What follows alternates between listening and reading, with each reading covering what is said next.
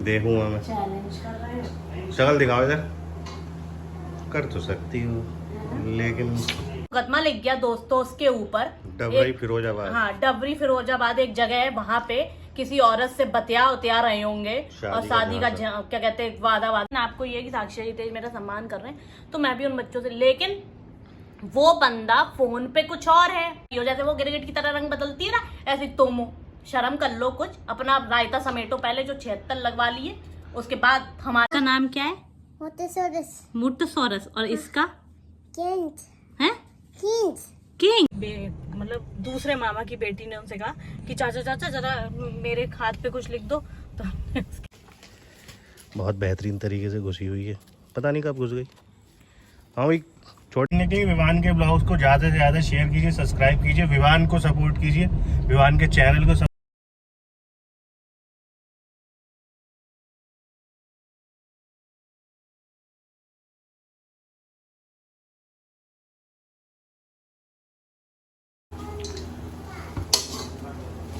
Hello guys, welcome to another blog की शुरुआत नाश्ते के साथ। हाँ भाई, सेक्सी मिश्रा डाइटिंग पे हैं, सुन लो सब पहले से ही। बताओ इधर मुंह करके। अब सीरियस वाली डाइटिंग। अब ये मेरी जिद नहीं सुनेंगी कि मैं कहता हूँ ये खा लो वो खा लो। अब ये कह रही है कि मैं सिर्फ डाइटिंग करेंगी, भूखी रहेंगी। मुझे अपने बर्थडे तक पतला होना है। अरे हो ही ना जाओ तुम, देखूंगा मैं। चैलेंज कर रहे हो? शक्ल दिखाओ इधर। कर तो सकती हो लेकिन क्या। जब मैं जा रही थी जिम पे को करा था उस समय डाइटिंग सही से। तो ये थोड़ी 4 दिन करी, 5वें दिन फिर पिज़्ज़ा खा लिया महक मैम क्या जाके। नहीं, अब चाहे महक मैम क्या जाऊँ चाहे किसी के जाऊँ, लेकिन डाइटिंग अपनी वो रखती है। हाँ बताओ, कह रहे हमारी तरफ करो कैमरा। हाँ बताओ क्या कह रहे हो। बिस्किट खा रहे हो? चलो ठीक, खा लो। Very nice. पोहा बना है बहुत बढ़िया, ब्रेड भी है भाई, वो भी खा रहे मैं हैं। ब्रेड नहीं खा रही हूँ। हाँ, ब्रेड सिर्फ मैं ही खा रहा हूँ, सही बात है। तो साक्षी जी, जो मथुरा कासंज वालों पे FIR हुई है, तो उस बात में एक नया खुलासा हुआ है। खुलासा? हाँ, खुलासे ही होते हैं हमारे सामने। तो आप उस विषय पे क्या मतलब खुलासा क्या, पीठ पीछे कुछ और है हमारे साथ लोग और सामने कुछ और है।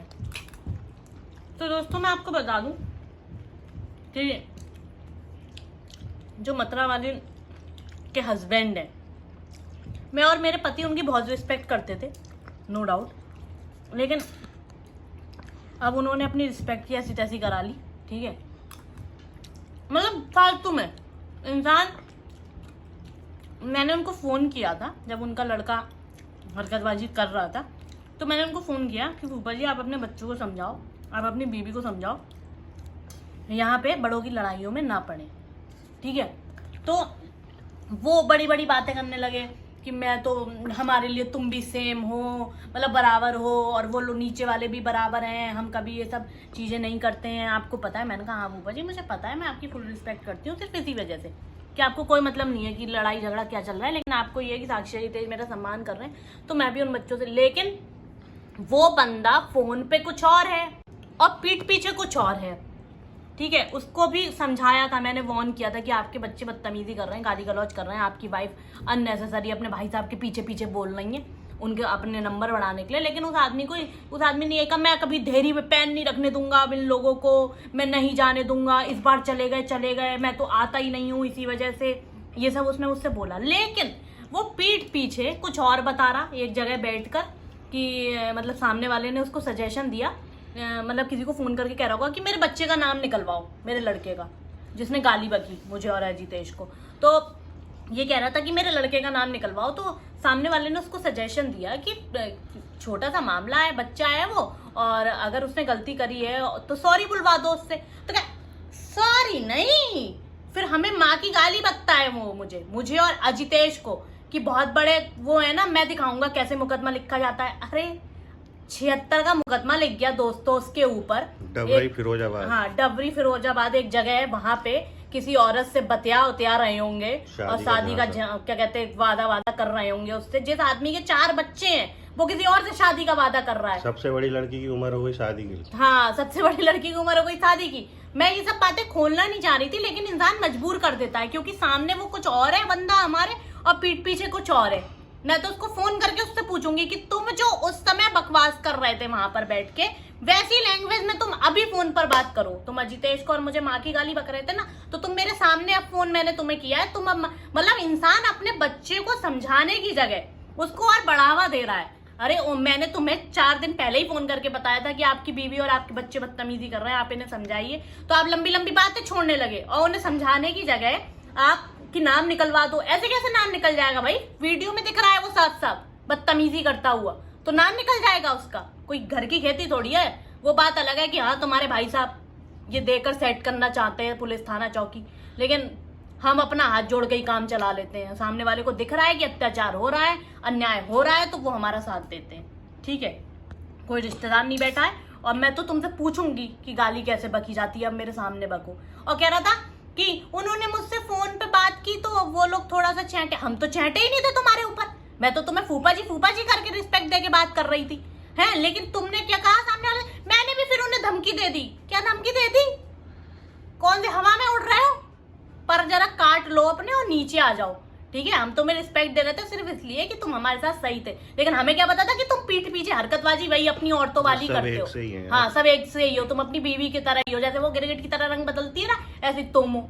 शर्म कर लो कुछ। अपना रायता समेटो पहले, जो 76 लगवा लिए, उसके बाद हमारे पीछे आना। और गाइस, टूंडा वाली भाई बहनों ने इनकी मदद करी। जब वो 376 का मुकदमा हो गया, जमानत वगैरह, वो टूंडा वाली बुआ ने ली। हाँ। और उस दिन उनके बच्चों को ये सब गाली बक रहे थे। अरे बड़े अरे यही तो है दोगले यहाँ पे। और जमानत उमानत और 376 जैसे मामले में तो गाइस कोई हाथ भी नहीं रखता, कोई रिश्तेदार मदद नहीं करता। लेकिन टूंडला वालों की दाद देनी पड़ेगी कि ऐसे मामले में उन लोगों ने मदद करी। शर्म आनी चाहिए कि 76 लड़की तो ऐसा नहीं है कि ऐसी फर्जी लग गई होगी, किसी बेस पे ही लगी होगी।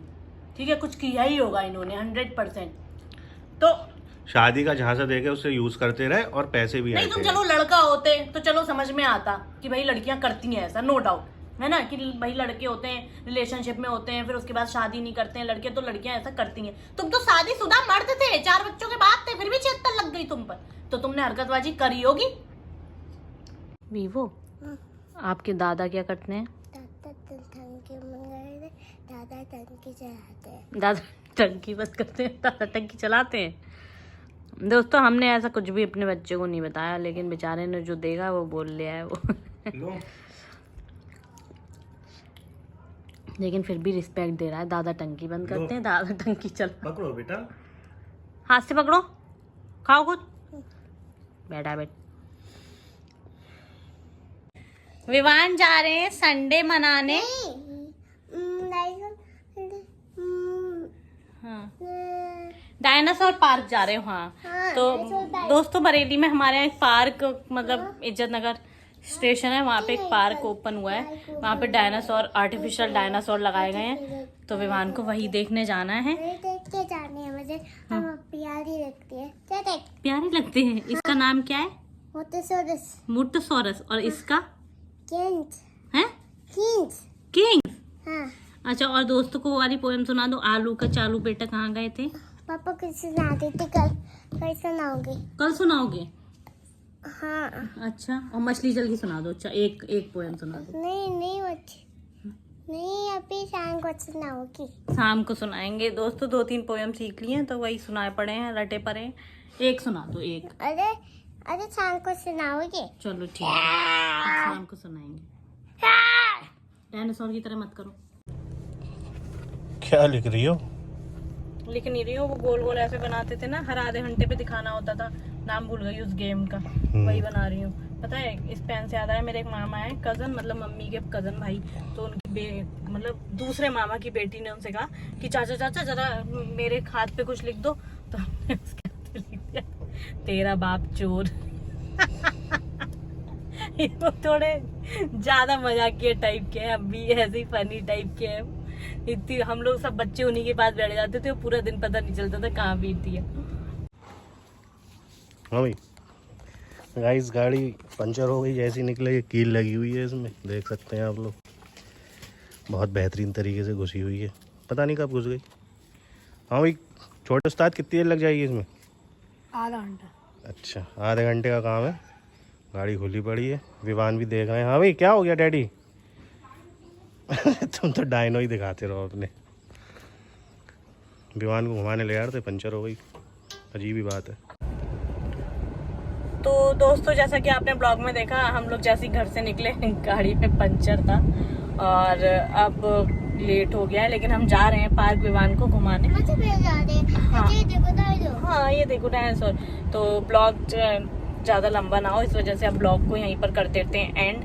बाकी पार्क का ब्लॉग दूसरे ब्लॉग में, मतलब पार्क का जो ब्लॉग आएगा वो दूसरा ब्लॉग होगा, तो उसमें एंजॉय करना आप लोग। चलिए मिलते हैं आप सबसे नेक्स्ट ब्लॉग में। गाइस विवान की एक्टिविटीज देखने के लिए विवान के ब्लॉग्स को ज़्यादा से ज़्यादा शेयर कीजिए, सब्सक्राइब कीजिए, विवान को सपोर्ट कीजिए, विवान के चैनल को सपोर्ट कीजिए।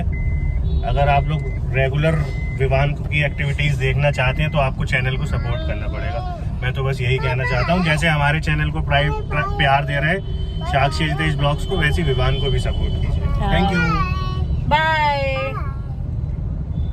Love you all. जय माता दी, जय श्री राम।